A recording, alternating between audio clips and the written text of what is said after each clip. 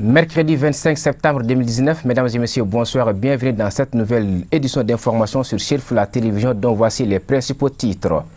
Le président de la République Ibrahim Boubacar Keïta, à la tête d'une importante délégation, est depuis le dimanche dernier aux États-Unis d'Amérique pour les travaux de la 74e Assemblée générale des Nations unies.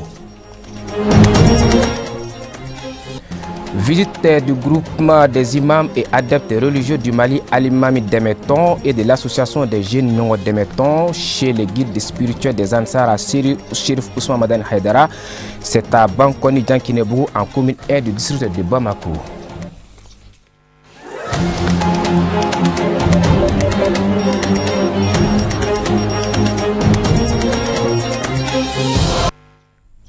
Voilà, je vous le disais en titre, mesdames et messieurs, bonsoir et bienvenue.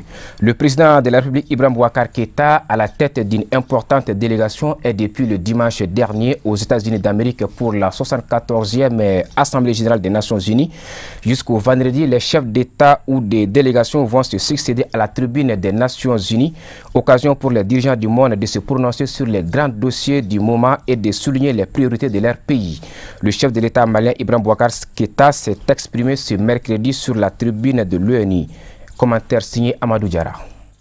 Le président de la République du Mali, Ibrahim Boubacar Keïta, aux côtés de ses pairs africains et du monde entier, sont présents en majorité à New York pour la 74e session de l'Assemblée générale des Nations unies. La journée d'hier a été marquée par l'ouverture du débat général annuel dans la grande salle de l'Assemblée générale qui est affichée complet. C'est aujourd'hui dans l'après-midi que le président de la République, Ibrahim Boubacar Keïta, s'est exprimé à la tribune de l'Assemblée générale des Nations unies. Auparavant, il avait présidé une réunion de haut niveau sur le Mali et le Sahel avec ses homologues du Burkina Faso, du Niger, du Tchad et de la Mauritanie. Retenons aussi dans son agenda que le président Ibeka s'est entretenu avec son homologue namibien dans le cadre des rencontres bilatérales. Par ailleurs, le chef de l'État malien a indiqué que le débat général annuel des Nations unies est l'occasion d'évoquer les grandes questions du moment comme le changement climatique, la paix et la sécurité, la réforme des Nations unies. Plusieurs sujets relatifs donc à la sécurité dans notre pays, notamment le renforcement du mandat de la MINUSMA, comme l'avait martelé son homologue du Burkina Faso, devrait être au centre de son allocution devant les dirigeants du monde. Je vous le disais en titre, le groupement des imams et adeptes religieux du Mali, Al-Imami Demeton et de l'association des jeunes Nyongo Demeton de Doumazana ont effectué une visite de courtoisie chez le guide spirituel des Ansar, président du groupement des leaders spirituels musulmans et du Haut Conseil islamique du Mali, dans sa résidence à Bankoni Djankinebou. Ils sont venus remercier le guide pour ses actions de générosité et lui présenter le rapport des activités menées par l'association de sa création en mars 2018 à nos jours. C'est un commentaire signé Fatoumata Kane. Donc de mars 2018 à maintenant, on a eu à faire des activités. On est venu lui raconter les activités qu'on a eu à faire et le bilan qu'on a eu à trouver. On est venu lui présenter cela. Nous sommes vraiment très contents, très chaleureux de le rencontrer et lui aussi, on a senti qu'il est vraiment très heureux des efforts qu'on a fournis. Et il est très satisfait de ce que nous avons fait parce que toute chose qui a été débutée par l'amour de Dieu va continuer dans ce sens. Un camion citerne transportant près de 14 000 litres de carburant a pris feu ce mardi 24 septembre au centre de la capitale à Badalaboukou suite à un accident de la route. L'incident s'est déclenché au moment où des passants ont voulu redresser le camion citerne qui s'est littéralement renversé sur la chaussée, provoquant ainsi une gigantesque explosion. Le dernier bilan provisoire du drame fait état de 7 morts et 46 blessés et plusieurs dégâts matériels. Les sapeurs-pompiers se sont aussitôt déployés sur les lieux de l'incendie pour éteindre les flammes et secourir les victimes de la tragédie. Nous avons rencontré le directeur régional de la protection civile pour nous édifier davantage sur les circonstances de cet incendie déploré par les autorités du pays qui ont publié un communiqué officiel pour présenter leurs condoléances aux familles endeuillées et souhaiter prompt rétablissement aux blessés. Attention, les images peuvent choquer. Par rapport à l'accident d'hier, on nous a alerté pour un feu de citerne. Mais il y avait des témoins qui disent que le camion citerne était en train de doubler. Donc, Le véhicule est renversé et il y avait quelqu'un en dessous, il voulait quand même le sauver. La citerne au contact du sol contenant du carburant, l'essence pure, a pris du feu.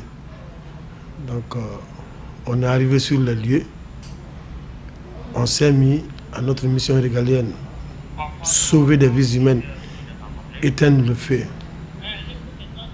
Et Dieu merci, ça s'est bien passé, on a pu quand même sauver le maximum de personnes.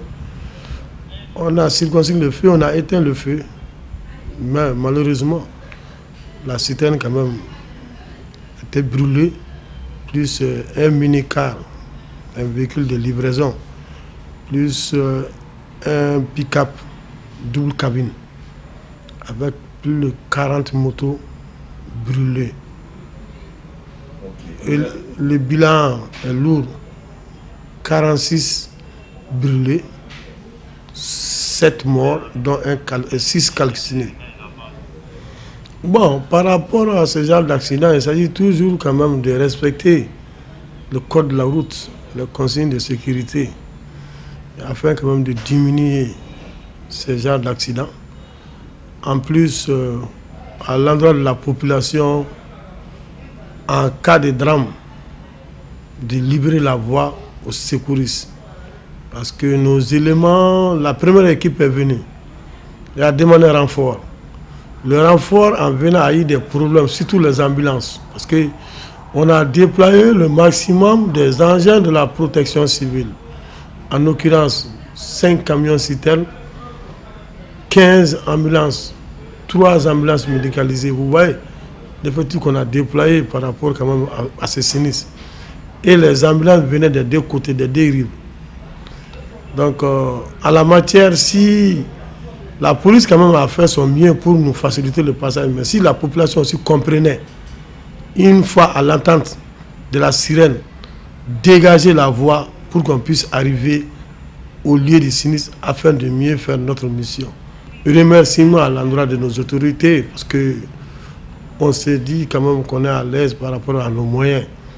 Remerciement à l'endroit de mes chefs directs, en l'occurrence le ministre de la Sécurité, le DG, l'ensemble des autorités du Mali, renouvellement de confiance.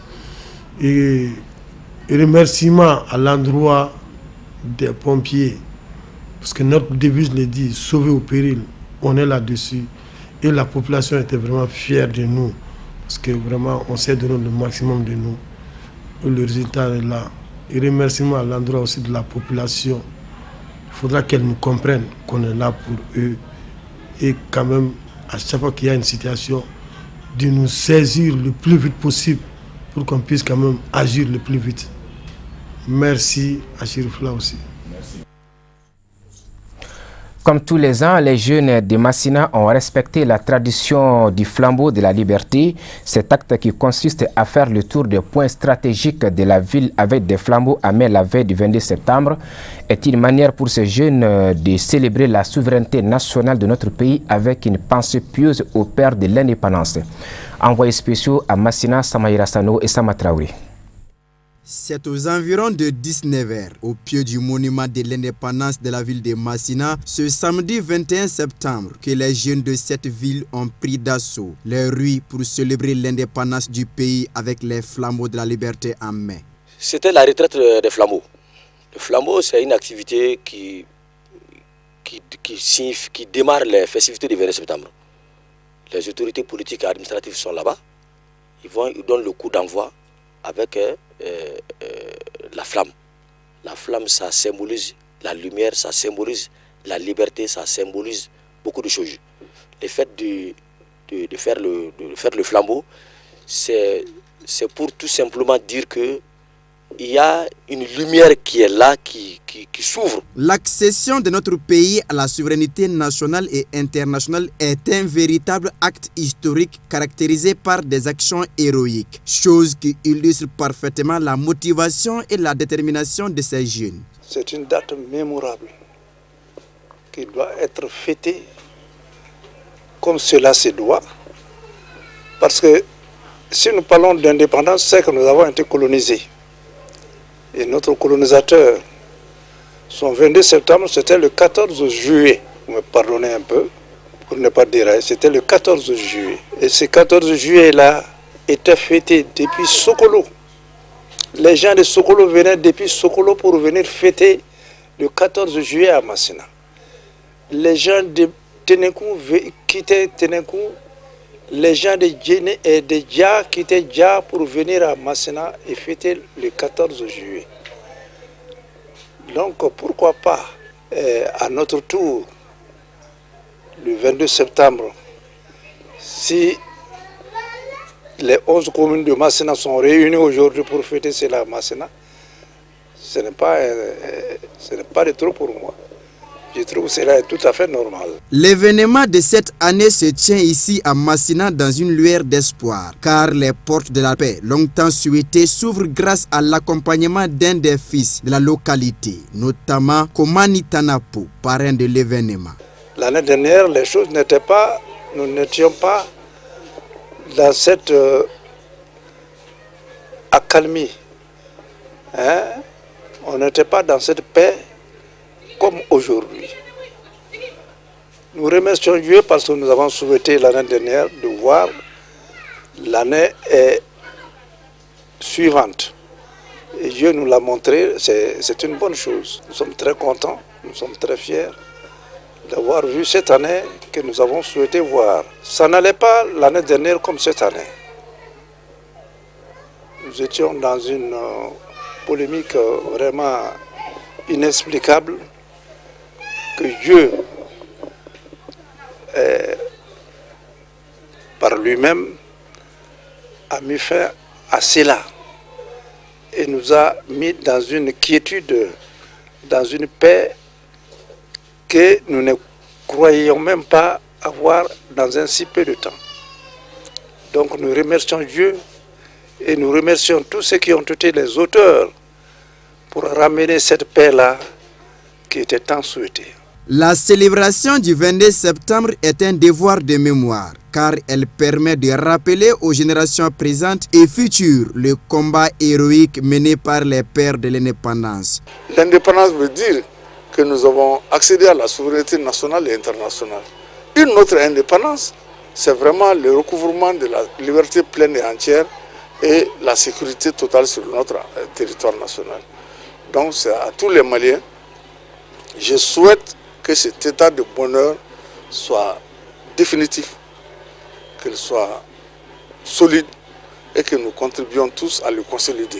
Partie du pied du monument de l'indépendance, cette caravane a sillonné les points stratégiques de la ville, notamment les berges du fleuve, la devanture du domicile du chef de village, en passant par les bâtiments de l'État. On veut la paix, on veut la liberté, scandaient les jeunes tout au long de ces marathons.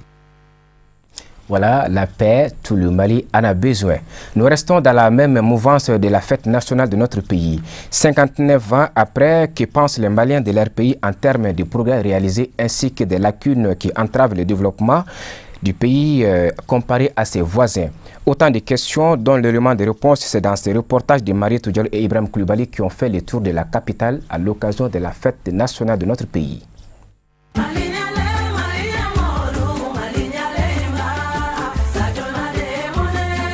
Voilà 59 ans que le Mali a retrouvé sa souveraineté nationale. Cette fête est placée sous le signe du renforcement de la paix, de la cohésion sociale et du vivre ensemble entre les Maliens. Tant d'eau a coulé sous les ponts, néanmoins, plusieurs secteurs d'activité ont connu un grand essor. D'abord, le Mali, après les tout premières heures de l'indépendance, a commencé à créer du moins une entreprise de transport pour ravitailler le Mali. Le Mali étant un pays continental, il n'a pas de débouché maritime. La première république, c'était d'abord de créer une entité qui puisse approvisionner correctement notre pays. C'est ainsi qu'on a créé le RTM, le Régie de transport du Mali. Après quelques années, quand il y a eu l'éclatement entre le Mali et le Sénégal, dans les années 64, ils ont encore amélioré, renforcé la régie en créant le CMTR, qui est Compagnie Malienne de Transport Routier. Et CMTR, c'était avec des super golettes qui transportaient les passagers. Et en même temps, il faisait aussi la navette entre le Mali et les ports de ravitaillement. Donc l'État de plus en plus s'est désengagé en laissant maintenant la place au secteur privé. Le secteur privé, c'était la coopérative à l'époque, les transporteurs routiers du Mali. Donc le développement aussi du transport de voyageurs aussi, avant c'était l'État, mais après l'État a cédé la place au secteur privé. D'où qui a donné naissance à des sociétés comme Somatra, et la plus vieille, la première société de transport voyageurs. Il y avait beaucoup de cars à l'époque qui faisaient Ségou Bamako. Et ensuite, le Bali Transport, Ghana Transport, tous ces gens-là ont été créés à la suite de tout ça. Aujourd'hui, il faut reconnaître aujourd'hui que le Mali n'a pas de problème de déplacement. Bon, je souhaite vraiment bon souhait de 20 septembre.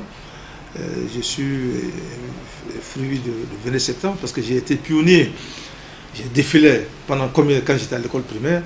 Chaque année, le 20 septembre, c'était vraiment une grande fête. Quand on se réfère un peu sur le plan industriel, sur le plan éducatif, on voit que le Mali n'a pas connu beaucoup de progrès comparativement aux autres pays de la sous-région. Les jeunes sont en chômage, ainsi de suite. Donc ça montre que l'indépendance, les 59 ans du Mali n'a pas été du tout un progrès. Je dirais surtout qu'il faut d'abord essayer de revacciner notre éducation, parce que tout part de là-bas. Ça permet de former non seulement les gens en qualité, mais aussi en masse. Le devoir de mémoire quand même nous oblige, à mon avis, à prêter garde à ce qui étaient les valeurs d'antan, ce qui animait ces gens d'avant et quels étaient les idéaux pour lesquels ils ont consenti des sacrifices souvent ultimes. Il est quand même fort à remarquer qu'il y a un décalage énorme entre ce que vivaient les gens d'avant et ce que nous vivons aujourd'hui. Il faut pouvoir quand même avoir des références que le Malien aujourd'hui tend à perdre.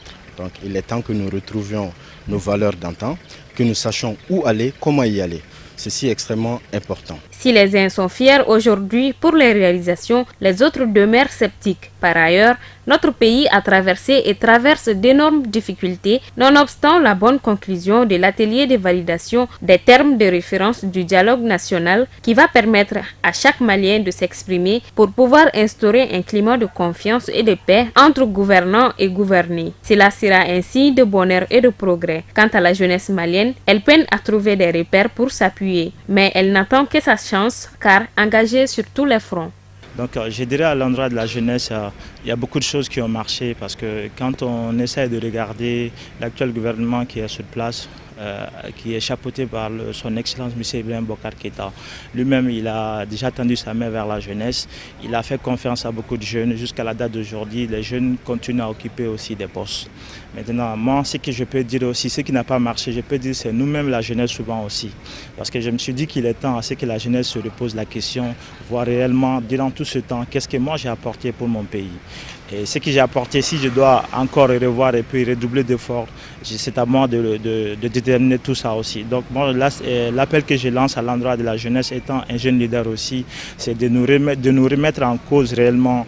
Le pays a déjà fait beaucoup pour nous parce qu'on obtient déjà la nationalité malienne. Et c'est à nous maintenant vraiment d'apporter notre pierre à l'édifice en essayant de voir ce qui n'a pas marché et ce qui a marché, ça compte beaucoup à ce niveau aussi. Malgré notre jeune âge, nous avons fait pas mal de remarques.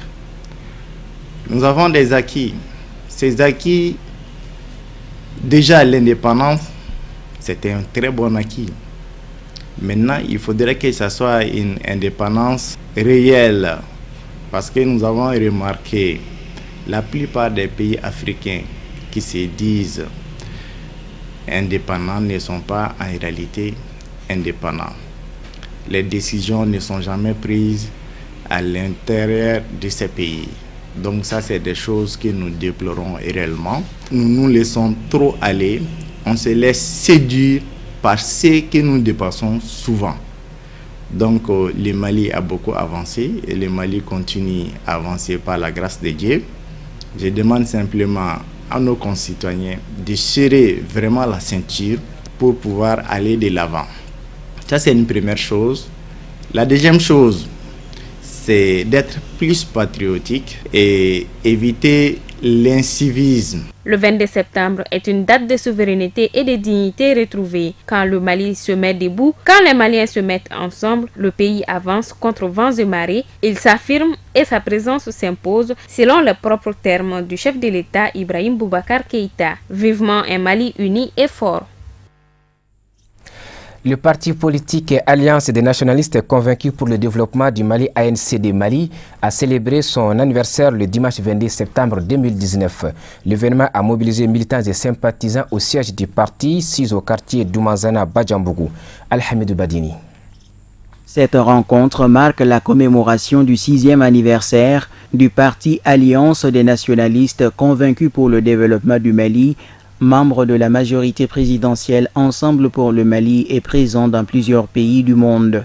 Aujourd'hui, les femmes ANCD se disent fières d'être militants d'une jeune formation politique responsable et engagée pour la cause du Mali. Cette dynamique est l'effort d'abord de notre cher président à la personne de M. Alassane Dembélé dit Alassou. Impliqué considérablement dans la promotion du parti et de ses idéaux, les militantes ont formulé des recommandations lors de ce 6e anniversaire, visant notamment à promouvoir l'épanouissement de la gente féminine. En recommandation, les femmes ANCD Mali souhaitent vivement aux prochaines législatives des candidatures féminines un peu partout à travers le Mali. En recommandation, nous demandons aux autorités communales la réalisation d'une maison destinée aux récréations des femmes.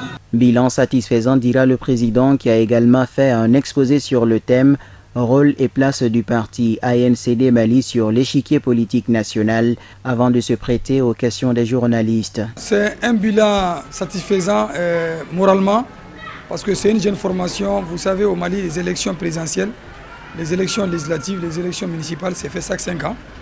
Et nous venons de fêter le 5e année. Ça veut dire tout simplement que c'est une formation qui est très jeune, mais créée par les jeunes, mais qui n'est pas composée uniquement que par des jeunes. Alors, à ma connaissance, nous avons déjà à l'actif des congrès, un congrès ordinaire et un congrès extraordinaire. Nous avons aujourd'hui une représentation qui a fait une couverture au niveau de toutes les régions du Mali, excepté Kidal, pour des raisons sécuritaires. Pour joindre l'utile à l'agréable, un dîner était au rendez-vous de ces retrouvailles festives. Voilà, nous retrouvons Alhamidou Badini pour le commentaire de ce qui fait l'essentiel de l'actualité internationale.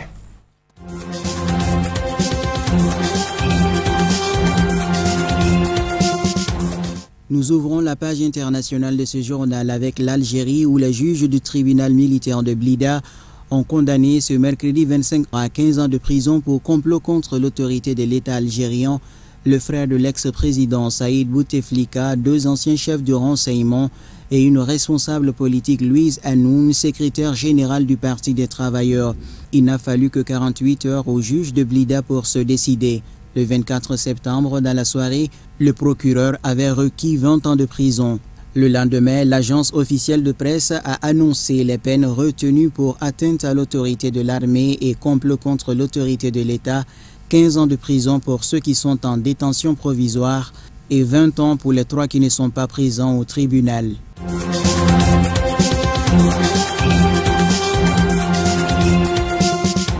Depuis les États-Unis, le président Alpha Condé a appelé les Guinéens à se préparer à un référendum et à des élections, accréditant encore plus une candidature à sa propre succession malgré l'obstacle constitutionnel, selon une vidéo postée sur les réseaux sociaux. M. Condé rencontrait lundi les membres de la communauté guinéenne à New York, en marge de l'Assemblée générale de l'ONU, selon les médias.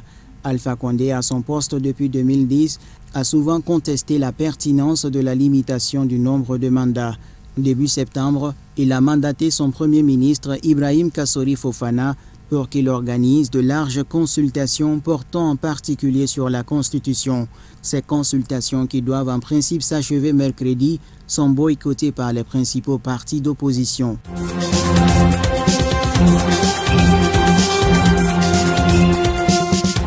Plus de 10 000 professionnels de la santé au Libéria ont entamé lundi une grève pour réclamer le paiement des salaires et l'approvisionnement en médicaments des hôpitaux, provoquant l'inquiétude en particulier des femmes enceintes et des jeunes mères, dont plusieurs dizaines ont manifesté à Morovia.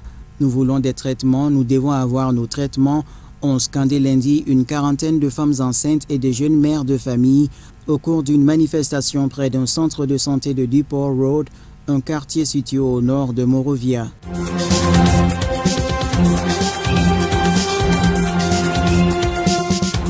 En Égypte, plus de 500 personnes ont été arrêtées depuis le début vendredi de manifestations contre le pouvoir, a rapporté lundi une ONG égyptienne.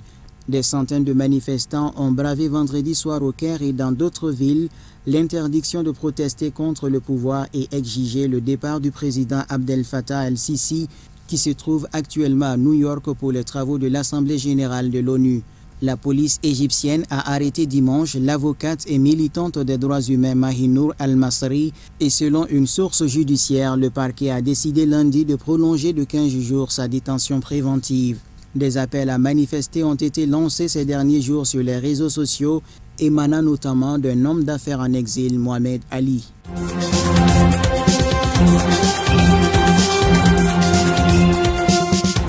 La présidente démocrate de la Chambre des représentants américaine, Nancy Pelosi, a annoncé mardi l'ouverture d'une enquête pour impeachment contre le président Donald Trump, première étape d'une procédure de destitution. Après presque 3 ans de mandat marqué dans sa grande majorité par l'affaire russe, c'est finalement une autre affaire mêlant l'Ukraine qui a convaincu l'opposition d'agir. Donald Trump est soupçonné d'avoir voulu nuire à un opposant politique en requérant l'aide d'un pays étranger. Plus précisément, le locataire de la Maison-Blanche aurait demandé au président ukrainien d'enquêter sur le fils de Joe Biden, le favori des primaires démocrates et son principal rival pour la présidentielle 2020.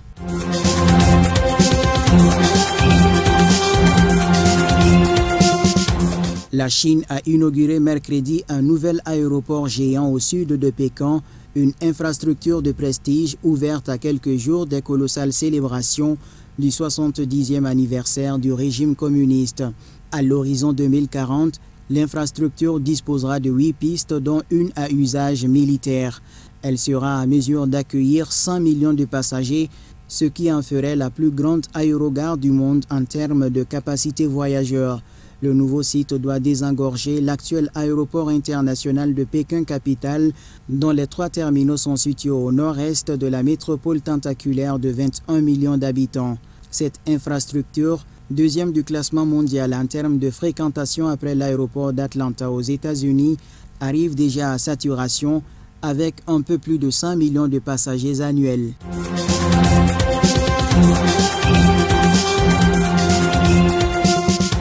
Dix jours après le sommet extraordinaire de la CEDEAO à Ouagadougou, une nouvelle réunion des chefs d'État ouest-africains doit se tenir à New York ce mercredi autour de la situation au Mali et dans le Sahel.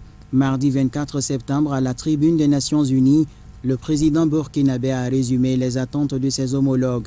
Lors de la réunion de ce mercredi seront également présents le secrétaire général de l'ONU, le président de la Commission de l'Union africaine, mais aussi les ministres des Affaires étrangères français et algériens, ainsi que la haute représentante de la diplomatie européenne.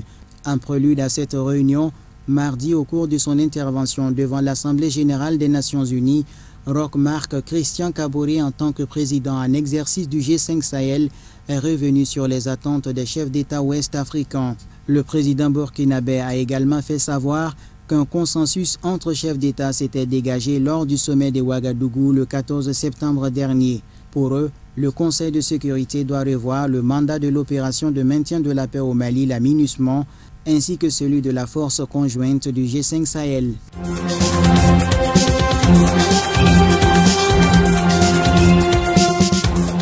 Voilà, c'est ainsi que se referme ce journal que nous vous remercions d'avoir suivi. Excellente suite des programmes sur Chérif la télévision. Bonsoir.